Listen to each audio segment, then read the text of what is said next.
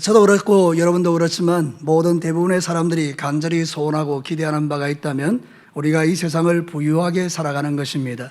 그것이 물질적인 부유든지 마음의 부유든지 하여튼 우리는 부유한 삶을 살아가기를 소원합니다. 그러나 사실 우리가 기대하는 것처럼 그런 부유한 삶을 우리가 누리는 사람이 결코 많지 않음을 보게 됩니다. 왜냐하면 크고 작은 어려운 문제들이 우리에게는 매일 있고 우리는 장미꽃에 피어있는 가시처럼 매일 우리를 찌르는 여러 가지 문제 앞에 놓여 있기 때문에 매일의 삶을 부유하게 살아가기가 쉽지 않은 인생입니다. 그러나 성경은 우리에게 능히 우리가 이 땅을 부유하게 살 수 있는 비결을 기록해두고 있습니다. 그게 바로 오늘 성경의 말씀입니다. 여러분이 오늘 이 말씀을 너무도 잘 알고 있는 말씀 중에 하나이고 여러분의 가정에 가면 벽걸이에도 걸어있는 그런 하나님의 말씀이기도 합니다. 이 말씀은 우리가 이 땅을 부유하게 살아갈 수 있는 비결을 우리에게 가르쳐주는 최고의 말씀입니다. 이 말씀대로 우리가 순종하여 살기만 해도 우리의 삶은 하나님의 주시는 부유로 가득 차는 것이 당연한 것입니다.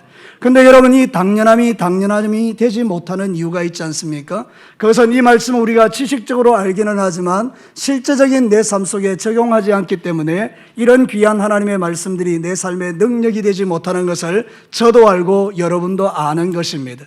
그래서 하나님께서는 이번 맥주감사주의를 통해서 여러분이 너무나 잘 알고 있는 이 당연한 말씀이 여러분의 삶 속에 당연함이 되어 여러분의 인생이 하나님 보시기나 사람 보시기에 부유케 되는 은혜가 있게 되기를 주님의 이름으로 축복합니다. 자, 오늘 이 성경 본문의 말씀을 가지고 부유케 되는, 우리의 삶을 부유케 하는 그 당연함이라는 주제를 가지고 말씀을 전하겠는데요, 우리를 부유케 하는 그 당연함의 첫 번째는 무엇입니까? 오늘 성경은 우리에게 이렇게 가르칩니다. 다 같이 읽겠습니다. 조건적 기쁨이 아닌 하나님으로부터 오는 기쁨으로 기뻐하는 것이다. 여러분, 오늘 이 성경 본문은 데살로니가 교회에 바울이 보냈던 편지 속에 들어있는 내용의 말씀이죠. 근데 사도 바울은 이렇게 말합니다. 데살로니가 교회 성도들에게 너희들은 항상 기뻐해라, 쉬지 말고 기도해라, 범사에 감사해라, 이렇게 말하고 있지 않습니까? 그러면서도 이 데살로니가 교회 성도들에게 나도 기뻐한다 이렇게 말하는데, 사실은 여러분, 이 데살로니가 교회 성도들이 이 말씀을 들을 때는 조금 어떤 면에서 받아들이기 어려운 말씀이기도 합니다. 왜냐하면 기쁨이 전혀 없을 수 있기 때문입니다. 그 시대적 환경 자체가 기쁨을 누리기에는 너무 어려운 환경이라 이 말이죠. 다시 말하면 예수 그리스도를 믿으면 재산을 빼앗기고, 예수 그리스도를 믿으면 잡혀가고, 예수 그리스도를 믿으면 그 땅에서 왕따당하고, 예수 그리스도를 믿는 순간에 내가 가지고 누려왔던 그 모든 것을 다 잃어버릴 위험성이 있는 때가 그 시대였기 때문입니다. 그래서 여러분, 항상 기뻐하라는 이 말을 들을 때에 이 데살로니가 전서를 받는 이 데살로니가 교회 성도들의 마음은 정말로 마음이 무겁기도 하고, 이 말씀대로 우리가 살아낼 수 있을까, 그런 생각이 있었을 거예요. 그런데 여러분, 사도 바울은 그들에게 정확하게 말하고 있는 것입니다. 너희들이 기뻐하라는 그 기쁨은 조건적인 기쁨이 아니다. 너희들이 기뻐하는 그 기쁨은 하나님이 주시는 기쁨이다. 이 이야기를 하고 있는 것입니다. 사도 바울이 먼저 그 삶을 적용한 이야기를 성경이 우리에게 말합니다. 빌립보서 2장 17절과 18절을 우리 다 같이 한번 읽어보겠습니다. 만일 너희의 믿음의 재물과 섬김 위에 내가 나를 전제로 드릴지라도 나는 기뻐하고 너희 무리와 함께 기뻐하리니 이와 같이 너희도 기뻐하고 나와 함께 기뻐하라.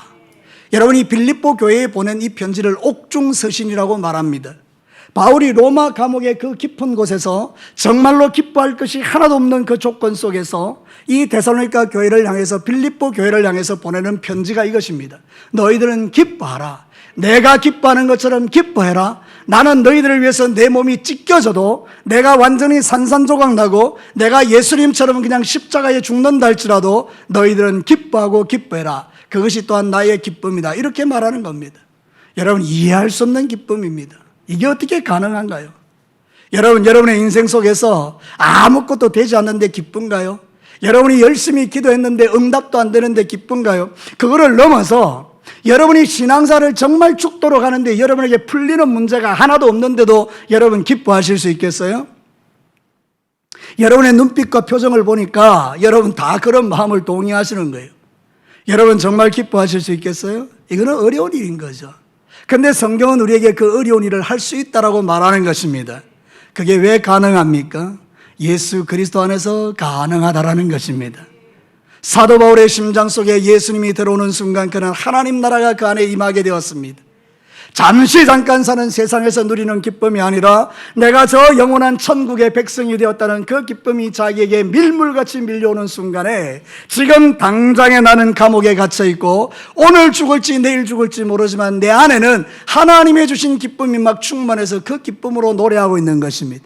사랑하는 성도 여러분, 신앙생활은 그런 것입니다. 무언가를 가졌기 때문에 기뻐하고 내 뜻대로 되었기 때문에 기뻐하고 기도가 응답되어서 기뻐하는 그런 게 아니라 내 안에 주님이 주시는 신비한 기쁨, 이 기쁨을 맛본 자들이 누릴 수 있는 기쁨, 그게 그 안에 가득했더라는 것이죠. 그러니까 여러분, 항상 기뻐하라 그 말은 뭔가 하면 바로 그 이야기를 하는 것입니다. 너희들이 항상 너희 안에 하나님이 주시는 그 기쁨으로 충만하게 채워봐. 그러면 이런 기쁨이 충만하게 될 거야, 이렇게 말하는 것이죠. 사랑하는 성도 여러분, 우리가 누리는 기쁨이 무엇입니까? 하나님의 자녀가 되는 기쁨인 줄로 믿습니다. 우리의 모든 죄가 사함받는 기쁨인 줄로 믿습니다. 오늘 밤 죽어도 들어갈 영원한 천국, 내 아버지 집이 기다리고 있는 것을 믿는 믿음의 기쁨입니다.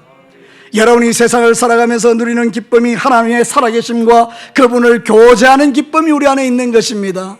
사랑하는 성도로 이런 기쁨을 말하는 것입니다. 그래서 여러분, 이사야 35장 10절은 이렇게 말합니다. 우리 다 같이 한번 읽어보겠습니다. 여호와의 속량함을 받은 자들이 들어오되 노래하며 시온에 이르러 그들의 머리 위에 영영한 희락을 띠고 기쁨과 즐거움을 얻으리니 슬픔과 탄식이 사라지리로다. 아멘. 이사야라는 선지자가 장차 예수님이 오시면 그 예수님을 믿는 공동체 안에, 그 사람의 심령 안에 이런 역사가 일어날 거라고 말하고 있는 것입니다. 사랑하는 성도들, 우리가 예수 그리스도를 믿는 줄로 믿습니다. 여러분은 신앙을 고백합니다. 예배 때마다 뭐라고 고백합니까? 나는 유일하신 하나님의 아들 예수 그리스도를 어떻게 한다고요? 믿사오니. 여러분, 이 믿음이 진짜입니까? 그럼 여러분에게 이런 역사가 일어난다는 거예요. 다시 한번 읽어보도록 하시겠습니다. 시작. 여호와의 속량함을 받은 자들이 돌아오되 노래하며 시온에 이르러 그들의 머리 위에 영영한 희락을 띠고 기쁨과 즐거움을 얻으리니 슬픔과 탄식이 사라지리로다. 여기서 말하는 이 기쁨은 카라라는 거예요. 카라라는 것은 어떤 조건이 이루어져서 기뻐하는 기쁨이 아니고 하나님이 우리에게 부어주시는 기쁨을 말해요. 사랑하는 성도 여러분, 저와 여러분이 이 세상 삶을 살아갈 때 내 뜻대로 안 돼도 여러분 안에 그런 기쁨이 가득하기를 주의 이름으로 축복합니다. 사실 우리는요, 세상에서 조건적인 기쁨으로 기뻐할 때가 많죠. 그런데 그 조건적 기쁨이라는 것은 순간적이고 찰나적이에요. 제가 요즘 아주 재밌게 보고 있는 드라마가 하나 있어요. 시간이 날 때. 여러분 잘 아는 드라마예요. 제가 불러드릴게요. 전원일기예요. 이 전원일기가 오래전에 우리가 했잖아요, 그죠? 근데 다시 지금 리바이벌 하고 있거든요. 근데 그 내용이 너무 따뜻하고 좋은 거예요. 끌려 들어가는 거예요. 그래서 그 시간에 이렇게 전원일기를 보는데 이 둘째 며느리가요, 신랑이 옷을 사줬어요. 너무 기쁜 거예요. 막 어쩔 줄을 몰라 해요.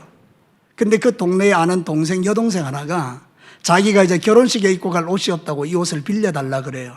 그래서 이 둘째 며느리가 빌려주는데요, 여러분, 이 동생 같은 그 여자가 결혼식 갔다 왔을 때 난리가 나버렸습니다. 옷이 어떻게 됐을까요? 찢어져 버린 거예요, 새 옷이. 그랬더니도 난리가 난 거예요. 막 뒤집어지는 거예요.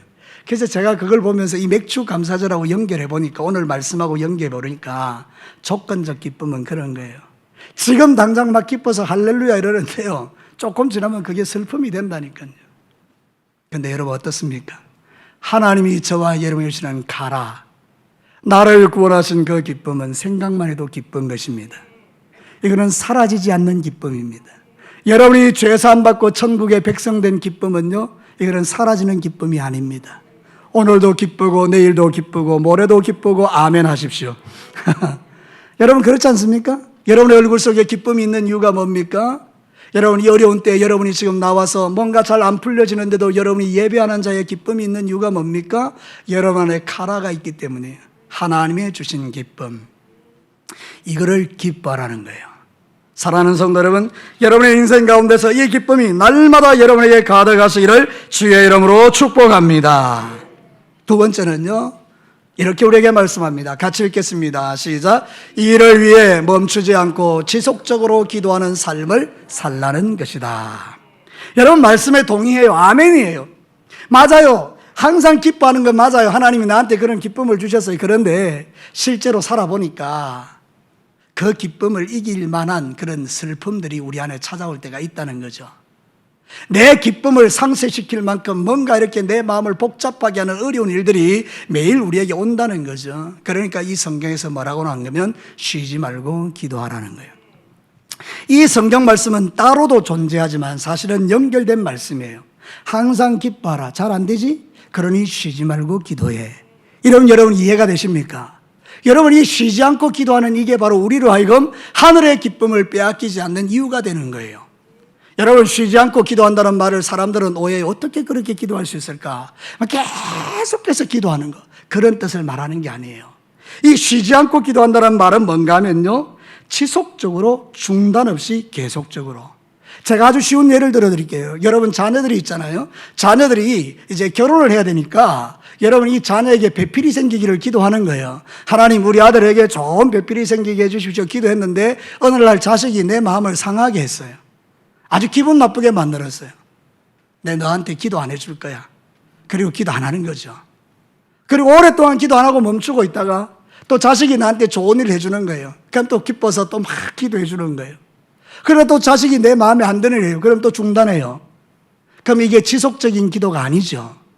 그러니까 여러분 무슨 이야기인가 하면 쉬지 말고 기도하라는 것은 여러분 각자에게 주신 그 기도의 제목들을 놓치지 말고 지속적으로 계속해서 이루어질 때까지 기도하라, 그런 의미인 거죠.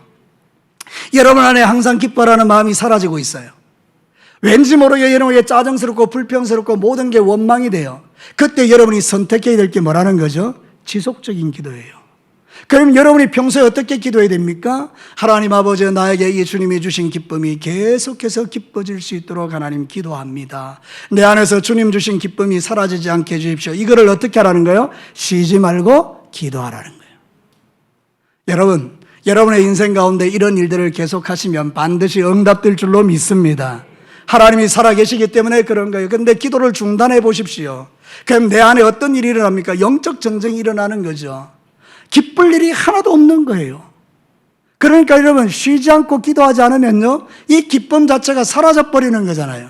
그러니까 영적으로 무너지기 시작하는 겁니다. 우리는요 날마다 때를 따라 돕는 은혜가 필요한 사람들입니다. 아멘입니다. 성경을 한번 볼까요? 히브리서 4장 16절, 제가 종종 인용하는 말씀인데 우리 다 같이 한번 믿음을 가지고 크게 한번 읽어봅시다. 시작. 그러므로 우리는 긍휼하심을 받고 때를 따라 돕는 은혜를 얻기 위하여 은혜의 보좌 앞에 담대히 나아갈 것이니라. 아멘. 쉬지 말고 기도하라는 말을 해석하면 이 말씀이에요. 때를 따라 돕는 은혜를 얻어야 되는데 우리는 언제 도움이 필요하나? 맨날 도움이 필요해요. 매일. 그러니까 쉬지 않고 기도할 수밖에 없죠. 그러니까 하나님 앞에 여러분 나아갈 때는요, 때를 따라 돕는 은혜를 얻기 위하여 쉬지 않고 가서 하나님의 보좌 앞에 가서 기도하시라는 거예요. 그러면 어떻게 되죠? 내 안에 모든 것이 회복되는 거예요. 치유가 일어날 줄로 믿습니다. 여러분이 이전보다 더 멋진 믿음으로 자라게 될 줄로 믿습니다. 여러분의 마음에 있는 원망과 불평거리가 다 변하여 감사와 찬양이 될 줄로 믿습니다. 저는 그런 거예요. 제 신앙의 고백은 그렇습니다. 저도 마음 상할 때가 많이 있습니다. 저는 천사가 아닙니다. 여러분이 볼 때 제가 천사처럼 생겼죠? 여러분, 제가 천사가 아닙니다, 사실은. 제 안에도 여러분과 똑같은 감정의 영역을 갖고 있어요. 저도 기분 나쁘고, 저도 마음 상하고, 저도 속상해요. 저도 마음에 분노가 있고, 저도 미움이 있어요. 여러분, 절대 저를 오해하지 마십시오. 제가 예수 그리스도의 사람이기는 하지만 이 강단에서 말씀을 선포하게 하지만 여러분과 제가 다르지 않습니다. 그런데 저는 그 마음이 있을 때에 쉬지 않고 기도합니다. 하나님, 지금 제 마음에 치고 들어오는 이 악한 감정이 있습니다. 하나님 아시지요? 이 감정으로부터 나를 자유롭게 하시고 하나님 내 안에 다시금 기쁨을 회복시켜 달라고 기도합니다. 이거를 쉬지 않고 기도하는 겁니다. 매일매일 강대상에서. 그럼 제 안에는 원수마귀가 던져놓는 그 쓰레기들이 적시로 떠나가는 것을 느껴요. 사랑하는 성도 여러분, 저와 여러분이 쓰레기를 마음에 담고는 절대 행복할 수 없습니다. 저는요, 우리 집에 음식물 쓰레기를 제가 버리는데 말이죠. 이거 자랑이 아닙니다. 여러분이 하도 오해를 하시길래, 여러분, 제가 음식물 쓰레기를 버리러 가는데 어떤 때는요, 구더기가 막 기어 올라와요. 제가 탁 잡으면. 아주 작은 거, 파리가 썰어놨잖아요. 그게 있으면 막 올라오는 거예요, 여름에. 얼마나 끔찍한지요. 여러분 생각해 보십시오. 여러분의 마음속에 있는 그 쓰레기가 썩어서 부패하면 어떤 현상이 일어날 거라고 생각하십니까? 여러분의 영혼에 만족감이 있고 기쁨이 있겠습니까? 소스라치게 놀라는 거예요. 어떻게 내 심장이 이렇게, 내 심령이 이렇게 더러운가? 그걸 깨닫는 사람들이 은혜를 입은 사람들이에요. 이래서 여러분들이 쉬지 않고 기도하다 보면 내 안에 있는 쓰레기들이 사라지고 원수가 주는 그 모든 악한 것들이 떠나감으로 나는 항상 주 앞에 기뻐하며 살아갈 수 있는 것입니다. 여러분의 인생 가운데 이 쉬지 않고 기도한다는 의미를 잘 여러분의 심장에 새겨두시기를 주님의 이름으로 축복합니다. 예레미야 29장을 한번 볼까요? 12절 말씀부터 같이 읽겠습니다. 시작. 너희가 내게 부르짖으며 내게 와서 기도하면 내가 너희들의 기도를 들을 것이요 너희가 온 마음으로 나를 구하면 나를 찾을 것이요 나를 만나리라. 아멘. 쉬지 않고 기도한다는 이 말의 구체적인 해석이 또 하나가 이것입니다. 하나님께 부르짖어 기도하면 온 마음으로 주님을 찾으면 주님이 우리를 만나 주십니까? 만나지 않습니까? 만나 주십니다. 그러면 여러분의 모든 영육간의 묶임과 매임이 하나님 안에서 해결되는 거잖아요. 여러분, 우리가 과거에 지금으로부터 한 30년 전, 40년 전에 우리나라 진짜 못 살았어요. 그렇죠? 50년은 됐을 거고요. 제 어린 날에도 그랬고요. 그때 근데 여러분, 한국 교회 성도들에게는 뭐가 있었는가 하면요, 기쁨이 있었어요. 제가 알기도 교회 가는 게 세상에서 제일 즐거웠어요. 교회 가는 날이 주일날이 아니었어요. 진짜 주일날은 저와 여러분들이 막 기뻐서 교회를 막 가고 싶은 날이었어요. 어찌 이래 아멘이 없는가요? 여러분들은 전혀 경험해보지 못하셨나요?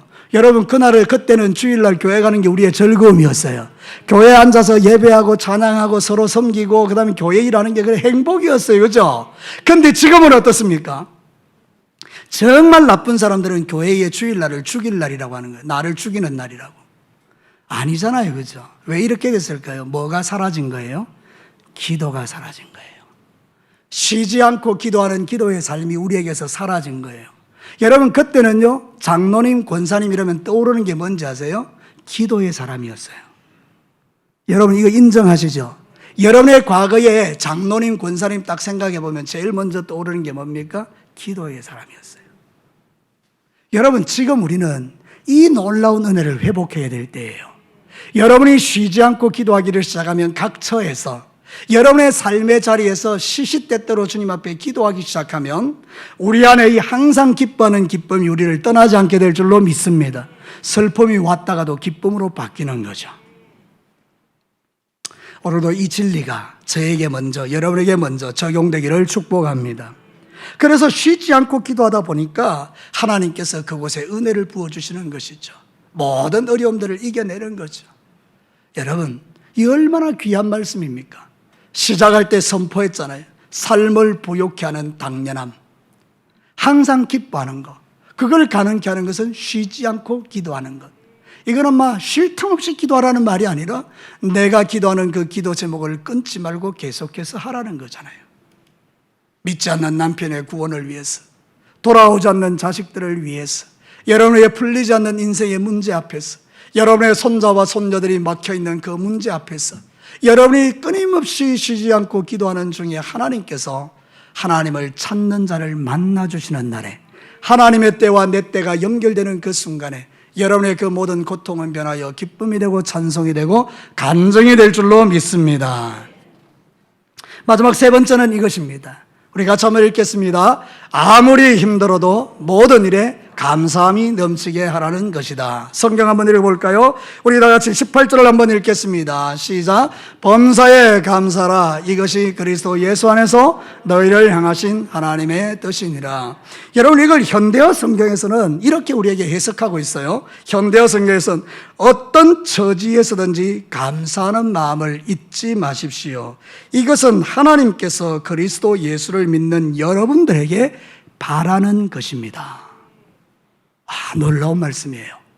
이 범사에 감사라는 말의 의미가 뭔가 하면 이런 거예요. 어떤 처지에서든지 간에 감사하는 마음을 잊지 마세요.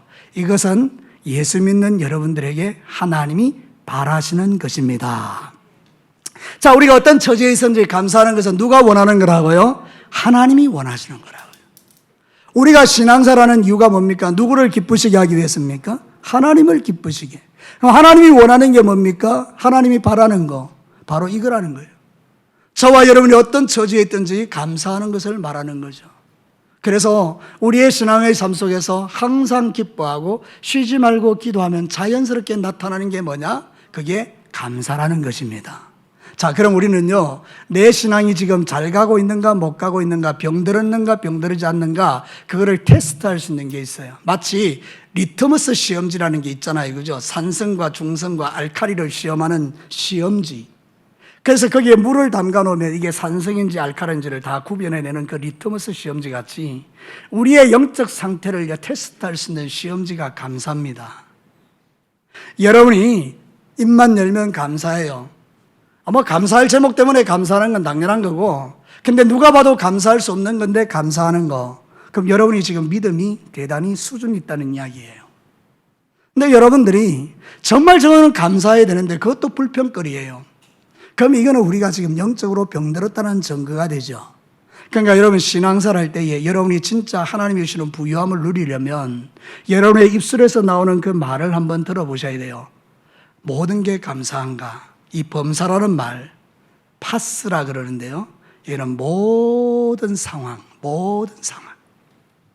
이 모든 상황 속에는 다 들어가죠. 병들 때나 건강할 때나 돈 많을 때나 돈 없을 때나 여러분의 삶 속에 어렵거나 힘들거나 모든 문제가 잘 되거나 모든 상황, 지금 우리나라가 코로나19 때문에 예배를 정상적으로 드릴 수 없는 이 상황까지도 우리에는 뭐가 돼야 되죠? 감사의 제목이 돼야 되는 거예요. 여기 와서 예배 드릴 수 있는 게 감사하잖아요. 이건 좀 비교가 내가 좀 마음 아픈 비교이기는 하지만 여러분 수도권에는 4단계가 지금 발령되었기 때문에 주일날 교회를 가고 싶어도 갈 수가 없어요. 딱 20명만 한정해서 교회에 들어가요. 우리도 그런 거 경험해 봤잖아요. 저도 말이죠. 우리 교회에서도 그런 일 할 때 장로님들만 여기 앉아서 예배를 드렸잖아요. 참 마음이 아프더라고요. 우리 성도들이 보이지 않으니까. 주님은 얼마나 마음이 상하겠어요. 그죠? 근데 여러분, 우리가 그런 상황 속에서도 예배를 놓치지 않고 어떤 형태로든지 간에 하나님 앞에 예배드리는 믿음이 있었기 때문에 오늘 이 시간에 여기 와 앉아 있는 줄로 믿습니다. 그러니 하나님, 이런 상황 속에서 내 믿음을 지켜주신 게 감사하고 우리가 예배 드릴 수 있는 게 감사하고 모든 게 다 모든 상황에 감사한 거죠. 이게 넘쳐야 되는 거죠. 자, 성경 한번 볼까요? 골로새서 2장 6절과 7절 우리 같이 한번 읽겠습니다. 시작. 그러므로 너희가 그리스도 예수를 주도 받았으니 그 안에서 행하되 그 안에 뿌리를 박으며 세움을 받아 교훈을 받은 대로 믿음에 굳게 서서 감사함을 넘치게 하라. 조금 대충 그렇게 감사하는 차원이 아니라 주님이 원하는 것은 감사함을 어떻게 하라는 거죠? 넘치게 하라는 거지. 여러분의 삶 속에서 모든 상황 속에서 특별히 지금 내가 도무지 감사할 수 없는 원망과 불평거리로 가득 차 있는 환경 속에서도 뭐가 넘치게 하라고요? 감사함 넘치게 하라. 여러분, 맥주 감사주일은요, 이 믿음을 회복시키기 위하여 하나님이 만들어 놓은 절기입니다. 이스라엘 백성들이 이제 구원을 받았어요. 이제 광야로 들어갔어요. 광야에 감사할 게 하나도 없어요. 하늘에서는 해가 쨍쨍 내려지고, 그죠? 그리고 뭐 먹을 게 아무것도 없는 그 상황 속에 감사가 가능합니까? 그러니까 이스라엘 백성들이 종종 원망과 불평하죠. 그러니까 하나님께서 절기를 만드셨어요. 2개를. 하나는 뭔가 하면 맥주절, 또 하나는 장막절. 그래서 이 2가지를 가지고 감사를 놓치지 말라고 한 거예요. 하나님 우리의 연약함을 알기 때문에요, 이 감사절을 통해서 하나님께 우리의 믿음을 회복시키는 거죠. 평소에 우리가 듣지 못했던 말씀들을 감사절에 들으면서 아, 내가 감사해야 되는구나, 그걸 깨닫고 감사를 잃어버렸던 내가 감사의 신앙을 회복하는 거, 그게 하나님이 정해놓은 뜻이거든요. 여러분, 맥주 감사절, 추수 감사절 이러면 제일 먼저 여러분 위해서 떠오르는 게 뭡니까? 자, 이제 여러분 솔직해질 시간입니다. 맥주 감사절, 추수 감사절 하면 제일 먼저 떠오르는 게 뭡니까? 왜 아무 대답을 안 하십니까? 헌금요. 돈 이야기 하시는구나. 그건 하나님에 대한 철저한 오해입니다. 맥주 감사절, 추수 감사절은 돈을 드리는 절기가 아닙니다. 하나님께서 우리가 원망불평할 때 망하는 길로 가는 자를 알기 때문에 우리를 망하지 않도록 하시기 위하여 주님이 배려하시고 이 시간들을 통하여 감사의 마음이 일어나게 하셔서 다시금 하나님의 축복 안에 거하도록 만드시는 하나님의 뜻이 있는 겁니다. 그러니까 여러분, 오늘 여러분이 이 설교 말씀을 들으면서 여러분의 마음속에 회복해야 될 게 뭐라고 생각하십니까? 감사합니다. 정답을 가르쳐 드렸습니다. 오늘 이 맥주 감사주의를 통해서 여러분의 마음속에 회복되어야 될 게 뭐라고요? 감사합니다. 그래야 여러분이 망하지 않습니다. 성경이 이렇게 말합니다. 성경을 한번 보겠습니다. 고린도전서 10장 10절 우리 같이 크게 한번 읽습니다. 그들 가운데 어떤 사람들이 원망하다가 멸망시키는 자에게 멸망하였나니 너희는 그들과 같이 원망하지 말자. 아버지의 마음이 뭐죠? 이 원망하면 멸망으로 연결된다는 거예요. 원망 불평해서 복 받는 사람은 이 세상에 단 한 명도 없어요. 하나님은 원망하는 사람에게 복을 주실 수가 없기 때문이잖아요. 여러분, 이게 믿어지십니까? 그러면 여러분의 마음속에 발견해야 될 게 뭡니까? 감사입니다. 감사를 회복하면 그게 적시로 축복으로 연결되는 거예요. 그래서 하나님은 이스라엘 백성들이 망하지 않도록 절기를 두셔서 하나님께 감사하는 신앙을 회복하게 하신 거 은혜죠. 자, 여러분, 말씀을 마치도록 하겠습니다. 여러분, 오늘 이 성경 본문은 여러분이 너무나 잘 아는 말씀 아닌가요? 근데 이 말씀이 우리를 부욕해 합니다. 첫 번째는 뭐 하라 그랬습니까? 항상 기뻐하라. 조건적이 아니고 하나님이 우리에게 주셨던 가라, 그 구원의 즐거움, 하나님의 자녀된 행복, 이런 것들로 기뻐하는 거예요. 근데 잘 안 되잖아요. 그러니까 뭐 하라는 거죠? 쉬지 말고 기도하라는 거예요. 그럼 내 안에 자연스럽게 뭐가 일어나는 거죠? 범사에 감사하는 마음이 일어나는 거예요. 그런데 생각해 보니까 자꾸 감사는 없어지고 원망 불평이 생기는 거죠. 쓰레기잖아요. 그럼 이거 처리해야 되죠. 어떻게? 거꾸로요. 쉬지 않고 기도하고 그리고 항상 기뻐함으로 모든 걸 바꿔버리는 거죠. 여러분의 인생 속에서 모든 신앙사를 걸어갈 때마다 여러분의 인생을 어둡게 하고 힘들게 하는 모든 영역에서 다시 한번 이 믿음을 회복하시고 여러분이 항상 부욕해 하시는 그 하나님의 이 부요함이 여러분에게 당연함이 되어서 우리 진교교의 모든 성도들은 하늘의 신령한 복과 땅의 기름진 복을 놓치지 않는 하나님의 귀한 백성들 되시기를 주님의 이름으로 축복합니다. 우리 다 같이 기도하겠습니다.